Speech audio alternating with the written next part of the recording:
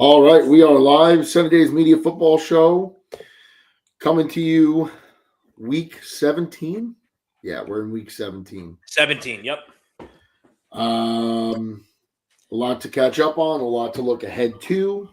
I didn't even see the Packers win last night. Wow, They did not. The Ravens, the Derrick Henry had an absolute field day on that Packers defense. I believe he had 3 touchdowns and ran for over 200 yards. He really helped out my fantasy team in the championship. 216, 4 touchdowns. 4 Holy touchdowns. shit. Jesus 4 Christ. touchdowns. So now what does that leave open here? That makes the Ravens now are able to. Oh, so everyone's locked into a spot. The Ravens can sneak in still, though. It's Yeah. The Steelers need to win, but the Ravens are still alive. Yeah, the Packers, Ravens I believe the Packers are out next week. Yeah, no, so Packers are not out. Packers are not. not out because the Lions lost. So what about the Bears? Bears and Packers are both guaranteed playoffs. It's just a matter of how they finish, which I think Packers. The Bears have now won the NFC North, and the Packers and Rams are kind of fighting it out. Packers, Rams, Niners, and Seahawks really for the wild card spots. Seahawks won who won the NFC West? Seahawks did not. No one won the West yet. So okay. If the Niners win today and they win next week, regardless of whatever happens with everyone else, the Niners will have won the West and they would also have the 1 seed. They'd be locked into the 1 seed. If the Niners happen to lose one either this week or next, then either the Rams or Seahawks will win the West. And yeah, either the Rams or Seahawks will win the West and have the 1 seed. I guess the Bears could still potentially get the 1 seed as well. Everything is kind of up in the air. But who's in the playoff? Everybody that's in the playoff picture is locked into a playoff spot. It's just a matter of seeding. Seeding, yeah. So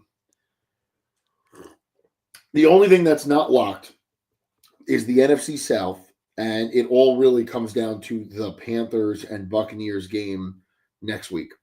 So that will determine who the 4 seed is and who wins the South. So, and then in the AFC, the Broncos, I believe, have locked up that. Well, they haven't locked up the 1. They haven't locked up the 1. No, but they have won the West. The Broncos won the West. They got to 13 wins, and you have the Patriots behind them, the Bills. Yep. I mean, I think the battle for that 1 seed is mainly just the Patriots and the Broncos. I could be wrong there, but everybody, like you said, I believe it's the same situation on that side of things. I don't know why it's so confusing this year. I guess because everyone's kind of so neck and neck. Yeah, everyone's pretty much in a similar spot, whether you're in a wild card or you're a division winner. It's going to be interesting to see how the NFC East shakes out. So if the Patriots win out, doesn't matter what the Bills do, the Patriots would win the division. Yep. And then they'd probably be locked into that the 2, or I guess if the Broncos were to falter here, did the Broncos play? Who did they lose to? Oh, they lost to the Jags. Okay. They never played the Bills, and they never played the Patriots, so there's no head-to-head there. All right, where do you want to start, Jerry? I say we breeze through the 1 o'clock window just because it's not really great today.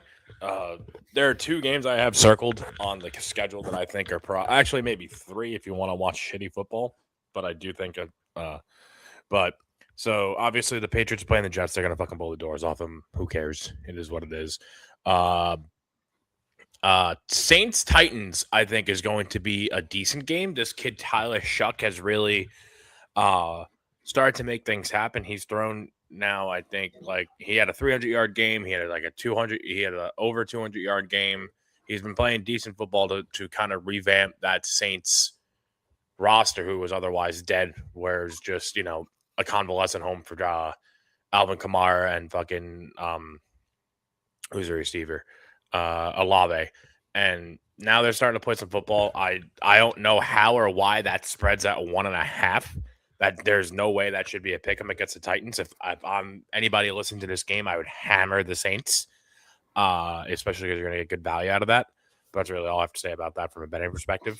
The Jaguars Colts, I think, might be an interesting game. Phil Rivers have been holding his own here, I think, better than anyone really thought he was going to off the bench.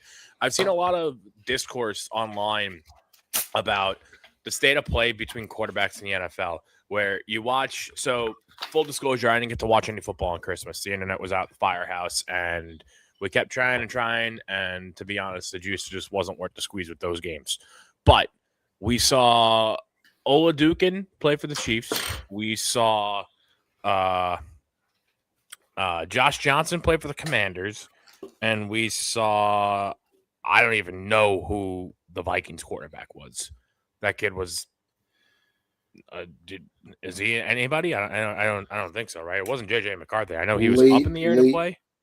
Yeah, late draft pick. He had 51 yards in the air, no passing touchdowns, and Lions found a way to lose that game and end their season.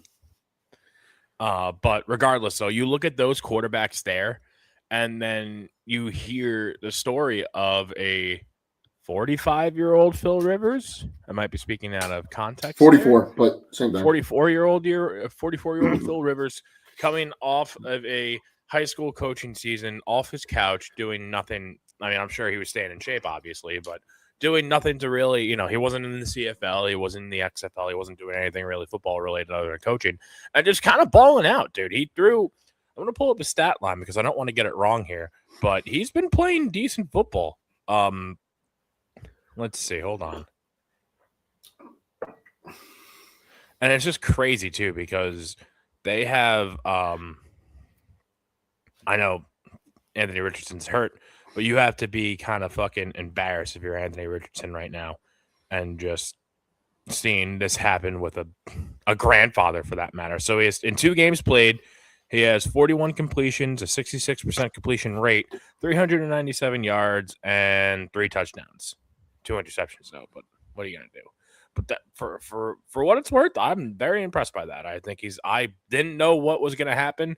I was kind of banking on the downfall of the Colts just because their draft pick heavily influences everything with the Jets, and I still think we're going to be sitting pretty as far as a secondary first-round pick goes. But you got to tip your hat to Phil, man, and he kind of fucked himself a little bit as far as the Hall of Fame and whatnot goes, but I think he's probably, if anything, he's better off. He's more likely to get in now because now he's not competing with as many people. Yeah. If Matt Stafford retires, maybe he's competing with Stafford. But for the most part, he's competing with less of those quarterbacks. I think it's worked out for him. It does restart the clock on his free healthcare for him and his which I'm pretty sure is why he came back. Yeah, that's pretty good timing. Yeah, I think if it tells you anything, it shows you. It shows, and we've talked about it a million times. It shows you how ill prepared that these quarterbacks are coming out of college. Yeah, they're not ready for the NFL because that's not what they're made to do. In college, things are watered down because coaches are hired and fired based on winning. And now with the college football playoff, you've got more teams that have an opportunity to compete for a national championship. You've got NIL money that's coming in. So the college football landscape as a whole is different. I don't blame college coaches for this at all. I don't. They are paid to win games. They're adapting to their ecosystem. They're not paid to develop. They're not paid to kind of tell their investors, hey, we have this kid in the wings and by his junior year, we really think he could be, this. You're paid to just go out and find that guy today in the transfer portal and install an offense and be ready to go come August. So that's just what it is. And I think a part of that too is like, and not to go off on a tangent in college here, but if you do the math with all those programs that are really at the forefront of the transfer or the NIL and whatnot, they don't give a fuck about professional football. So you could sit here and be like, yeah, dude, we got this kid coming out of whatever high school and, give him 3 years. We think it could be a top draft pick. The boosters don't want to hear that. The boosters are only concerned about what the Tennessee Volunteers are going to be doing this year or next year. And they want that win for Orange. That's what they they're don't want to, for. Yeah, they don't want to see a 20-year Hall of Fame career in the NFL. And it brings me to, when people talk about replacing their quarterback, like, what are you, it's almost like kind of today, if anyone relatively follows the car market and you're looking at the car you drive and maybe you're not thrilled with it, but it still gets you to work, right? And the average price of a car is now like $50,000. Most people can't really afford that. They can't afford the interest that's going to be slapped onto it. It's kind of the same with quarterbacks right now. You may not be in love with your current quarterback, but like you might be better off just sticking with him and putting proper players around him to help make him succeed, because the days of finding an Andrew Luck, like it's really, really hard to do. It sounds like you're projecting a little bit. I am, because it'll lead me into the Lions here, because I've heard a lot of that this week. Like, we got to get rid of Jared Goff. Jared Goff isn't playing defense. Jared Goff isn't. He's not giving up 23 points to a quarterback who threw for 51 yards. Do I think Jared Goff is a top 3 quarterback? No, but I also think if you provide him the proper resources, you can win in this league. And I think that of a lot of quarterbacks. I think that there are some guys that have more glaring flaws than other, but I just think from a draft perspective, like, I don't know what you're finding out there. I mean, we're at a point where, and Tyler Shough has looked good. Yeah. But I think 8 years ago, Tyler Shough would have never been considered like a starter, but we're at the point now of what else is out there? Where are you going? And even if you're a team that can draft first or second, I mean, look at the past couple of quarterbacks that have gone top 10. Michael Penix looks like a disaster. JJ McCarthy looks like a disaster. Caleb Williams has looked good, and I think a lot of that is really attributed to Ben Johnson and the rest of the pieces on that offense and that defense coming through for them. But, a lot of these guys, Cam Ward, and Cam Ward's got nothing to work with in Tennessee, but he has done nothing to help his case. He's had a couple of decent weeks now here, but it's like really hard to find a quarterback. And I think we're going to see a lot more quarterbacks, especially the way the rules are. You're going to see a lot more quarterbacks playing closer to the age of 40 than we ever saw before. And I think you're going to just naturally see more teams building around the court. And honestly, I always was in the camp of build around the guy you have. Build around the guy you have and create a really good team and just see where that goes. I mean, Jimmy Garoppolo went to 2 Super Bowls? Brock Purdy's been to a Super Bowl. Neither of those guys will be remembered 10 years, 20 years from now. They won't be. They won't be because they're not very good. But Jimmy G, no. But if Brock Purdy can get over the hump, which he has an opportunity to do this year, I disagree with that. He also has the Mr. Irrelevant storyline going for him. So I do think that, at least in Niners lore, Jerry, I think 15 years from now, when we are talking about some of the great quarterbacks, no one's going to say, who was really good? Brock Purdy. No one's going to say that. They're going to talk about Josh Allen and Lamar Jackson and Pat Mahomes. They're not going to bring those guys up. I mean, maybe Brock Purdy can show us more than what we've already seen. But I'm just saying, you have a lot of mediocre talent guys that are looking like stars today because there's just zero development at the quarterback position. There's zero reading of a defense. That everything is preset for you. You're going through your progressions, and that's it. And we may start to kind of see, like, kind of going. I don't know how to word this. Not that we're going away from mobility, because I think it's essential for a quarterback to have mobility. Less of the Michael Vick archetype and more of a pocket passer. More pocket passer. Yeah. Yeah, absolutely. I mean, Matt Stafford's 37, 36 years old. He's the best quarterback in football right now. He doesn't run. He runs when he needs to. When he needs to, infrequently, but he's a pocket passer. So, and I'd like to see the league go back to that. I think the league is better when we have pocket passers dicing up defenses than watching one guy run around the field, and then by week 8, he's out with a torn ACL, or he's out with, he's got a high ankle sprain, and we're not going to see him for 6 weeks. Like, you're seeing it now with the Giants, dude.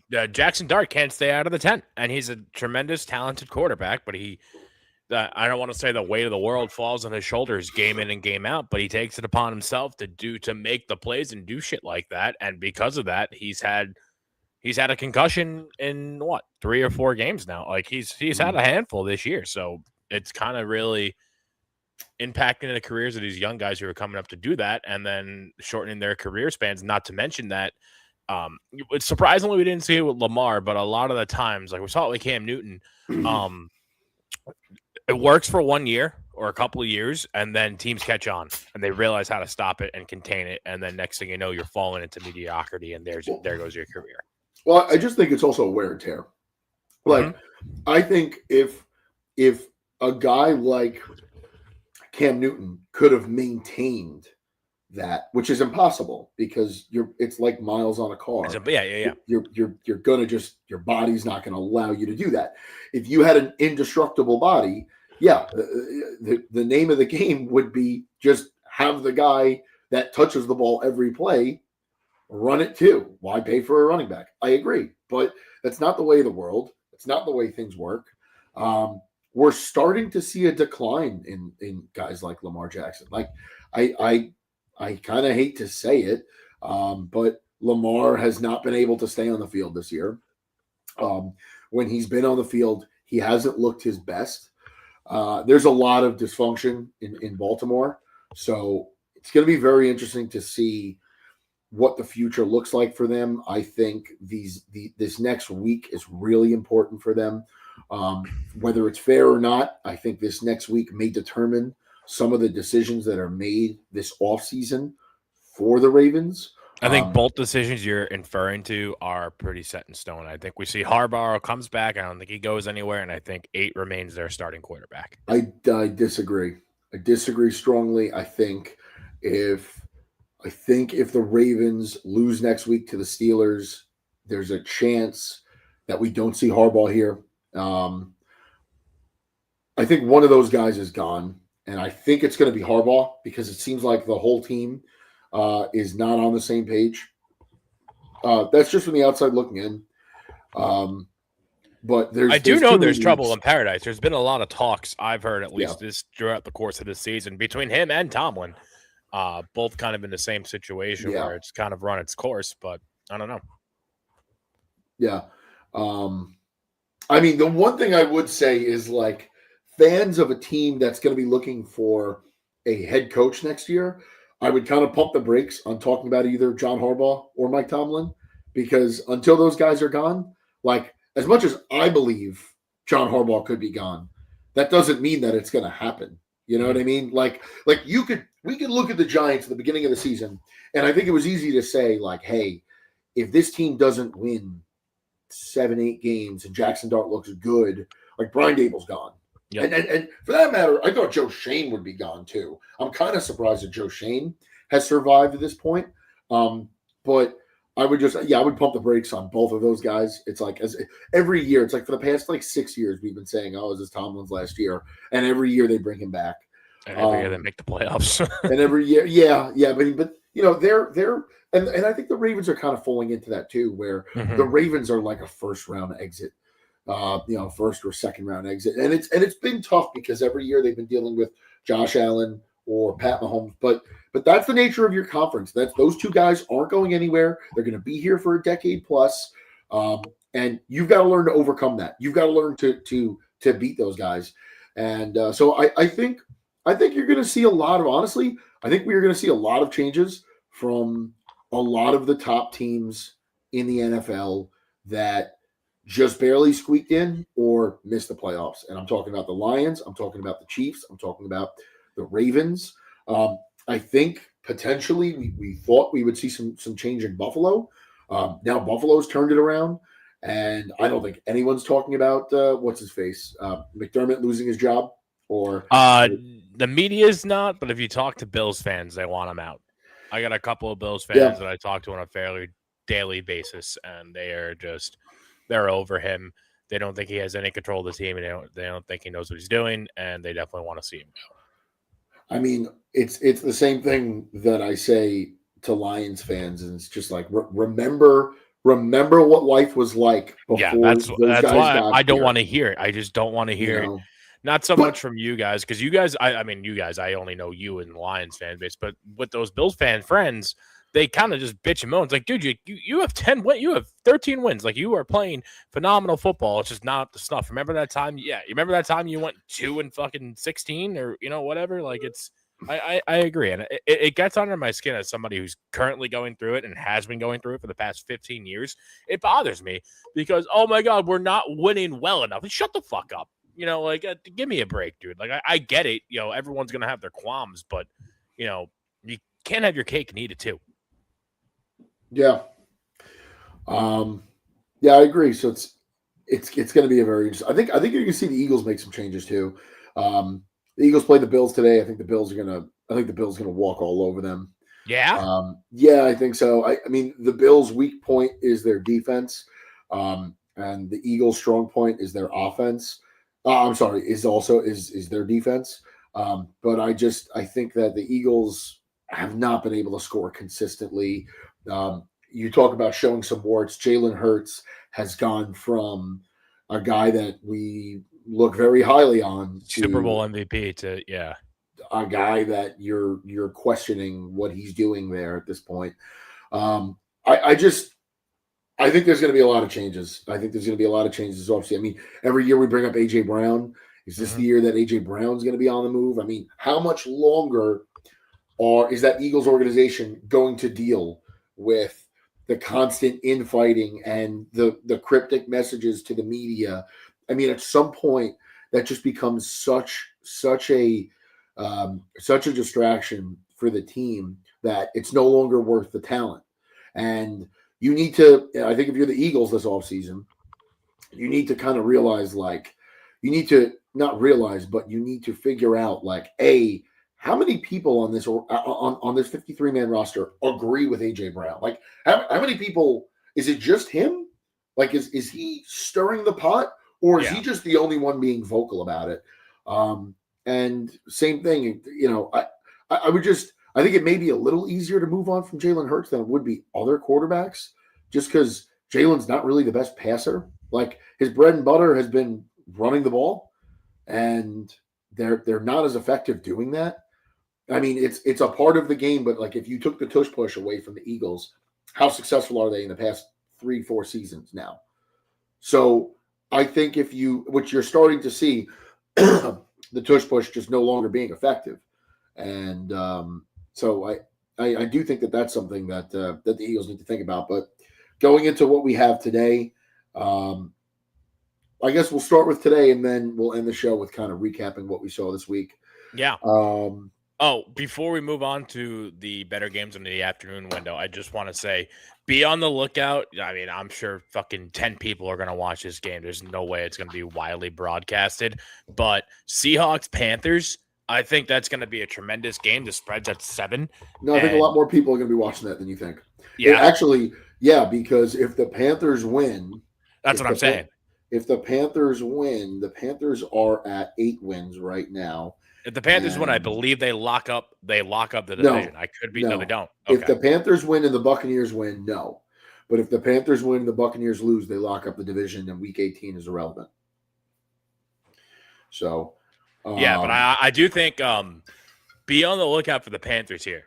7 points is a lot of points when talking about the spread, and the Panthers are a better team than people give them credit for still.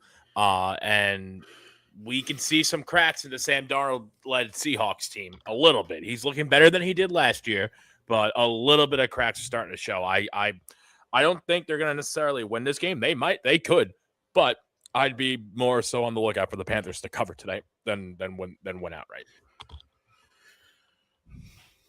I mean, the Panthers have done it. The Panthers have had some. The Panthers have had some upsets that no one expected this year. So yeah. I mean, they've beaten the Rams, they've beaten the Packers, both teams, playoff teams here. So I don't think it would shock anybody if the Panthers turn around, they beat the Seahawks today. I don't think it'll happen. I think I have like $20 or $40 left in my FanDuel. I might just throw it all on whatever I've got left here on the Panthers, just because we've seen them do it twice already this season. Yeah, I think that's actually going to be probably the best game in the 1 o'clock window. Maybe Buccaneers Dolphins. The Dolphins are kind of, the Buccaneers are fighting to stay alive, and the Dolphins have shown some sort of resilience this year. I mean, they're 6-9. They're eliminated, but from where this season started, I don't think a lot of people expected 6 wins to this point. I think they were 0-5 or 1-5 or something at one point. So that's going to be an interesting game to watch. And other than that, in the 1 o'clock window, not really much more. Steelers, Browns, Cardinals in Cincinnati. And then I think ultimately the two best games on today is going to be Philadelphia and Buffalo in Buffalo at 4:25, and then the Bears Niners game. The night game is going to be tremendous. I cannot wait for that game. Yeah, that's going to be interesting to see. What happens there. So where do you want to go with this here, Jerry? I'll let you have the floor and talk about the Lions. I don't know. I don't think you did a Sunny Days Detroit show, so if you want to get anything off your chest, now would be a good time. Piss poor. Where am I on this team? I don't think I'm not with. I've had a lot of fans that I've kind of seen on Twitter and I've spoken to that are looking at it and like, oh, this is it. This is the end. Or window closed. I think any talk of a window is ridiculous. It's ridiculous. It's the NFL. Things move very quickly. We're not the only ones dealing with it. The Chiefs just went from going to a Super Bowl to missing the playoffs this year. Given they lost their quarterback, but they lost him with 2 minutes left in a game they were already losing, that they were, on the brink of elimination for. I think that the Lions need to have a big offseason here. They need to make some tough decisions. There's going to be some people that they can't re-sign. Alex Anzalone being one of them. Really? Yeah. This is the last year of his deal. He's been underpaid for a while. He took a very team-friendly deal to stay. I think he's making like $6 million a year. He could probably go find, I don't know, at this point in his career, maybe 8-9 a year for 2 years somewhere else. And I just think there's a lot to work out. You definitely need to find a new offensive coordinator. The team is scoring points under Dan Campbell calling the plays. However, the defense has completely died since Dan Campbell took over play calling duties. It's almost as if he's ignored the defense. And I understand why he did it. I mean, the guy he hired in Johnny Morton was not good.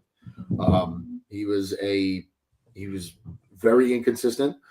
Looking back, maybe they should have just kept that going and seen if Johnny could improve at this point, because now you got eliminated anyway. But I think you're going to need to find a real offensive coordinator so that Dan could spend more time with the defense. I think that you're going to need to figure out the interior of this offensive line. Your bread and butter was pounding the rock, especially up the middle, getting those hard yards, and they just were not able to do that this year. They weren't able to protect Jared Goff this year on a consistent basis. As much as I think Jameson Williams is an asset and a weapon, I think you may have made a mistake extending him. I think you probably could have flipped him for potentially an offensive lineman, maybe another draft pick. And once again, I think the guy's fantastic. I think he's really important to this offense. But I don't think he's as important as Jahmyr Gibbs. I don't think he's as important as Amon-Ra St. Brown. And I think it's more important that you block for the guy throwing the ball than you do extending the pieces he's throwing to. So it's going to be a really big offseason for, I think, this front office more than anything else. Some guys got dinged up and they'll be ready for next season. But I think the front office has a really, really they've got a long road ahead this offseason. And I think there needs to be kind of a look in the mirror for this Lions front office. I mean, they came out in August with this roster and said, we feel really good about it. We feel good. And yeah, the ball could have bounced a couple of different ways. Maybe we get that call in Kansas City. Maybe we don't get that blown call against Pittsburgh, and we're at 10 wins right now. But I still think that wasn't good enough. I think what we saw was not good enough from this team. I'm not going to question that, if Dan Campbell's the guy or not. I still think he's the guy. I'm not going to question the quarterback. I think the quarterback is fine. But I think those pieces around them were not good enough this year. And maybe they didn't really help their case in the end. But, if you're coming down to week 17, 18, and you're on the brink of elimination, that's not really the situation you should have been in. They were winnable games this year, and this team failed. Now you're looking at 8-8. You're probably going to end the season 8-9. Only benefit here is that first round pick that looked like we were going to be picking in the 20s is now a mid-teens pick. So maybe you get something better in the first and the second. Who are you playing week 18? Play the Bears. At this point, they're going to lose. Shit. Yeah. So, yeah. And I mean, there's the light at the end of the tunnel here is the core of this team is, I don't think the core of this team is broken. Like, I think most fans would kill to have Penei Sewell on their team. They would kill to have Aiden Hutchinson on their team. There are pieces of this team that are young that you could continue to build around. It's just a matter of what are you going to do with these draft picks that you have, and what are you going to do in free agency? If you come out in the second round and you draft another project at defensive tackle or at cornerback, then okay, we're in the same spot. We're in the same spot, and you're going to continue to lose, and you're going to blame other things. And they need to be drafting guys on day one and day two that are ready to play today. Brad Holmes, the general manager, you failed at the deadline. You acquired nobody. You held on to your draft picks. You continued to tell us that this roster was fine and you didn't need help, and you did.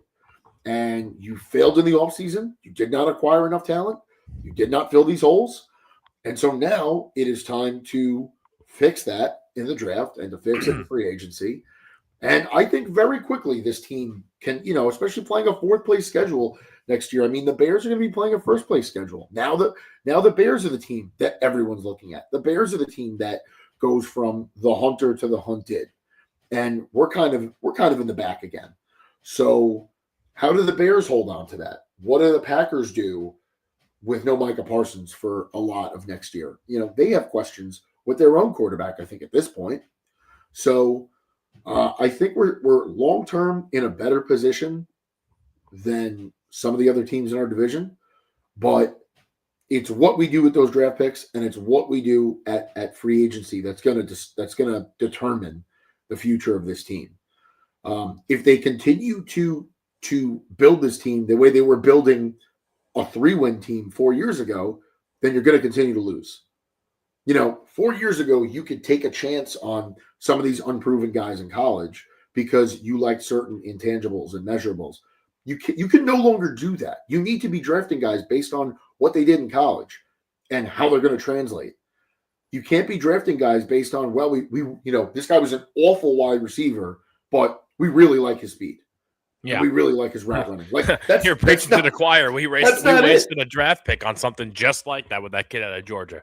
I don't think he played a single fucking snap this year. So that's what they do in February and March and April and May. From February to May is going to determine the next season. If we see a continuation of building for 3 years from now, then we're going to lose. Like at some point, you need to prioritize the year that you're in. At some point, you need to do what the Rams have done, what the Eagles have done. At some point, you have to sell your soul and mortgage your future to win today. And we saw it in 2023. This team was on the doorstep of the Super Bowl. And it all came crashing down. Maybe if you had done a little more at the deadline, you wouldn't have been in that position. Maybe if you had given up just a draft pick or two. And the past 2 drafts, Brad Holmes really hasn't helped himself too much. So let's see. But overall, I've at this point now, I moved into baseball season and it sucks. I hate moving into baseball season on Christmas. That sucks. I have not been in this situation for 3-4 years now, and I don't miss it. This sucks. So you can pick up on the Knicks, dude. The Knicks have been cooking. I could not care. I couldn't care less. I just doesn't do it for me. Same thing with hockey. Fair enough. So yeah, well, I guess we'll the big game today. The big game today, I think, ultimately is Bears at Niners. I think the Bears are playing a tough team here. They have not played too many difficult teams so far on this schedule. The Packers, being one of them, and I guess the Eagles. But this is a test. I'm glad you said that because you know what you're talking about as opposed to me. I do feel like this is like one of the first true tests the Bears are going to face against a very, very tough, not the best Niners team that we've seen, but a very, very tough Niners team. This is going to be an awesome game if Caleb can perform. In an ideal world, I would love for the Niners to win here. I would love for the Bears to at this point, I think they've already won the division, but I'd love to see them be a first round exit in the playoffs. So I'm just rooting for them to lose. I hate this. I hate this mentality. Yeah. I hate this. Oh my God, I hate this. This is the worst. And you know what? Actually, good opportunity here. I'll throw some egg on my face. I was wrong about the Bears. I was definitely, this year at least, wrong about Ben Johnson. Ben converted pretty successfully here after a shaky start. I remember after week 1, week 2, everyone was saying like, I don't know about this. He should have stayed the coordinator. Should have stayed in Detroit. And then sure as shit, he turned it around. Yeah. His hard coaching. I remember coming out of the Bears camp, he was being a son of a bitch to Caleb Williams. I remember all those stories coming out. Everyone's like, I don't know how this is going to play out or whatever. And credit to Ben Johnson and credit to Caleb Williams. Both of them have came out on the other side better, football players and coaches. I'm very impressed as what I've seen throughout the year. How it's going to play out come January, I don't know. The same goes, the same kind of spiel goes for Ben Johnson here too, though, is that, are you going to be, I don't even know the comparison here, but it brings me back to the Rex Ryan kind of Jets of those first 2 years were great. And then it all came crashing down. When you become the team that everyone else is hunting, that everyone else is comparing themselves to, that everyone else is analyzing, it's much different than being the team that you were this year that beat the Raiders by a field goal, beat the Raiders by a point because their kicker shanked a field goal. It's like I'm giving the Bears credit. They have outperformed what I thought they would do. Ben Johnson has done a fantastic job, but now, unless you win the Super Bowl this year, then who the fuck cares about 5 years from now? Yeah. But, yeah. If you're a first round exit, now that realization hits again of like, oh, okay, all right, this is how much it took to get to this point. and it's going to take that much more to get further. And let's see what the rest of the league does, kind of in response to this. All the now you're playing. You won the division, so now you're playing the division winners next year. So I think we're playing. I think we're playing the NFC West. Or I know we play the AFC East as a whole. But for example, if you're playing the NFC West, if you're playing the first place team from the NFC West next year, okay, well now that's one of the Niners, Seahawks, or Rams, as opposed to we're in fourth place, we'll be playing the Cardinals. You know what I mean? Like that's that disparity. That's that boost you get if you're a fourth place team looking to move up. And that's why it's hard to maintain being a first place team in your division each year, because you're getting the hardest possible schedule that your division, will have been presented to that year. So and that's what's going to be interesting, talking schedule, like with the Patriots.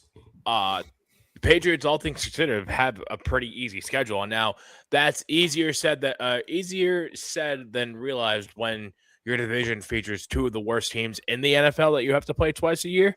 But still, now that they're going to be, especially if they win the AFC, like next year, they're going to come into an AFC winning type schedule where they're going to be featured on primetime, featured against all the heavy hitters. And are they going to be able to continue to sustain success? The only thing I would say with the Pats that's different is that you have Mike Vrabel, who's done it before. We've seen Mike Vrabel build up something in Tennessee with, I would say, less resources. 100%. Like in terms of players in his first couple of years, I think that roster was really good in Tennessee. And you've seen him elevate a program for a long time. And I think in the end, nobody here agreed with him getting fired. I mean, it should have been whoever decision it was to part ways with Mike Vrabel, that person should have lost their position. The story I heard was that he showed up to a team party with a trophy wife looking lady who was not his married wife or some shit like that. And the owner of the Titans is a big-time traditionalist in the family sense and whatnot, and took a slight to that, and then from there it was just rocky water. That was the story. I don't know how true that is, but that's just what I heard. Okay. Whatever it may have been, you're paid to win games. That guy won a lot of games. Yeah. That guy did it with Ryan Tannehill. So I have a lot more faith in the Patriots coming in next season doing the same thing they did this year than I do the Bears. And it's not that I don't think the Bears can, but I've seen Mike Vrabel do it. And at this point, Drake May, I mean, we talked about young quarterbacks not progressing. Drake May is the anomaly to that, because Drake May is looking like maybe the second or third best quarterback in football right now. So they've got an elite quarterback. I believe they have an elite coaching staff. They have an offensive coordinator in Josh McDaniels, who's probably not getting a head coaching position anytime soon, given the way his last two ended. So there's going to be a lot of stability there, which is really going to help them.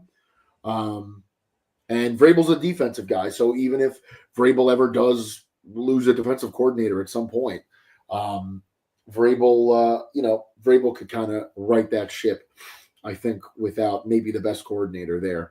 So, not to mention, dude, I mean, we spoke about AJ Brown earlier on the show.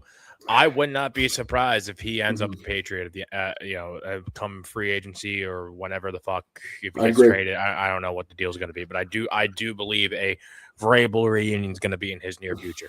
I agree, especially with Diggs on the outs. I mean, not that he's going to be on the outs. I think he was on a 1 year deal. No. I think he's on a 3-year deal with an out where they. Oh, really? I thought it was a 1 year deal. He's there next year too. I thought that as well. Diggs is there next year.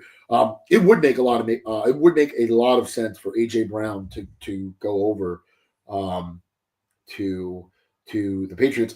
I don't know what the compensation is for him, because he's on an extension, so he's not cheap, but he's also a great player. So I don't know what the Patriots would be giving up for him. But yeah, I think that is very much a possibility. He's definitely a guy that wasn't this loud when he was playing, or wasn't this divisive or cryptic or any adjective you want to use to describe AJ Brown. He was none of those things in Tennessee. I mean, Nope. we never heard about that. So, nope. I am going to watch that very closely. I do believe that to be a possibility. I think in all likelihood he does not get traded from the Eagles, but if he does, I think he's going to New England. I agree 100%. Giants and Raiders, I was to say they're in a battle for that first overall pick. Yeah. I was going to say, do we want to talk about Philly Buffalo anymore? We kind of skipped over that a little bit, especially for a game. You got anything for it? I mean, I don't have anything too crazy other than the fact that this is a big game for both teams. I understand that the Eagles have the NFC East locked up, and it's not a question they're in. It's fine, but as far as seeding goes, I don't think they have any. I don't think they're going to sniff anything, higher than what they're going to be at the 3 seed, 2 seed, whatever it is. But I think this is a big game for the Eagles to show up and show what they're capable of, because as we've seen, the Thanksgiving they got their doors blown off, right, by the Bears, or am I making that up? They did not. Who are you talking about? The Eagles. The Eagles. Black Friday. Black Friday. Okay, yeah. So Black Friday, on national stages, I always feel like they come up short, and it leaves people, especially Eagles fans, who love to just shit on their team, asking a lot of questions, being very upset very publicly. And I think this game shows them to play a contender, for what it's worth. I don't think it will be, but could be a potential Super Bowl matchup against an elite team. And, to see what they're able to do here and come up big, it's going to be a message for the rest of the league. Like, hey, we're here. We're not going anywhere type deal, especially as defending Super Bowl champs. Now, on the other side of things, I think I came to this conclusion about 3 weeks ago. I'm fully on the Bills. I think this is the Bills' year. I think they get over the hump, especially with the Dragons not being that they have to slay. Mahomes is out. You don't have to face Burrow down there, and I understand a lot of people out there will probably call it Mickey Mouse. The Josh Allen haters or whatever. It's like, oh, well, you did it. You didn't have to face Burrow. You didn't have to face Mahomes or whatever. Super Bowl, Super Bowl. Who gives a fuck? Yeah, exactly. But I do fully think that they're starting to get cooking at the right time here. And if they're moving on all cylinders like they have been, and they could show it today against pretty actually, I guess you can call it elite. Like you said earlier, the defense is their number one strength in Philadelphia. Against this Philly defense, if they can come out there and ball the fuck out and be like, yep, it's go time, baby. And I understand we've seen them play great late into the season before and then get bounced, but now the path is clear as day. And I do think that experience is going to go a long way in this playoff run when you look at the Broncos and you look at the Patriots and you understand, like, okay, these are great teams on paper and they're going to be great teams for years to come, but this is the first time here and they need to kind of take their lumps and, understand what January football is all about and what it means to go the distance. And Josh Allen, while he hasn't been to the final dance, he's been deep. He's been deep into the party before, and he's going to, I think they're going to wait, and they know what it takes, bearing any freak accidents or horrific injuries or whatnot. Knock on wood. Hopefully that does not happen, because I am rooting for the Bills. I want to see them make a run here. I think this is the year for Josh Allen and the Buffalo Bills. Yeah, I mean, the Patriots have had some injuries stack up here. I do think if the Bills were, I think the Patriots were the better team this year, regular season. I just think if the Bills see them in the playoffs, I think the Bills are going to come out on top. I agree with you. I think the Bills are the team to beat in the AFC, and I don't care if they're a wild card or they're an AFC East winner. I think that's irrelevant. I think they could beat you 100%. On the road. I think they could beat you at home. I don't think it matters where they are. I think Josh Allen is that good. I think he absolutely deserved to win the MVP last season. Probably should have been Saquon, but if it wasn't going to be a running back, I think that he was better than Lamar. I think he elevates the Bills more than Lamar elevates the Ravens. I agree with you. I think this is the Bills' year. This is the Bills' year to do it. the top teams in the AFC, as good as the Broncos have looked, I just don't think the Broncos have enough offensively to beat the Bills in the playoffs. I think the two teams that would worry me with the Bills, I think. The Patriots could be one, but I think the Patriots are banged up, and I think at this point the Bills know how to beat the Patriots. I think it's Jacksonville and Houston. I think those are two kind of oddball teams. Oh, Jacksonville! I wish Facino was here because I am Yeah. all in on the Jags. I think the Jags are. I don't want to say the real deal, but the Jags are a fucking ball team, dude. Yeah, this is the best Jags team we have seen since that 2017 one that went to the AFC Championship. This is a really good Jags team, and this is a team that could score. Yep. I mean, that team in 2017 was all defense, and Leonard Fournette. Yeah, Leonard Fournette was that running back. Blake Bortles was under center. They know how to score. They played much better defense. I think if on the Bills, those are the two teams that kind of would give me pause is Houston and Jacksonville, and I think more so Jacksonville. Now Houston might not be in. Am I understanding that correctly, or they're locked up in a wild card spot? They are locked up in a playoff spot, not necessarily a wild card spot. Oh, they could still win the division. Houston beat the Chargers. Chargers are going to be another first round exit. They will not be able to do anything consistently, especially after last night. Yeah, they're not it. And the Colts are eliminated. They are. Yeah, Colts are eliminated. That's good news. Yeah. So, all right. I got to go help upstairs with the baby. Jerry, are we good here? We are peachy, my friend. Thank you all for tuning in. There's a lot of activity in the chat tonight, this morning rather, and we love you and we look forward to the rest of the season. All right. Thank you all for tuning in. Let's go Jacksonville. Yeah, that's going to be our team now. Yeah.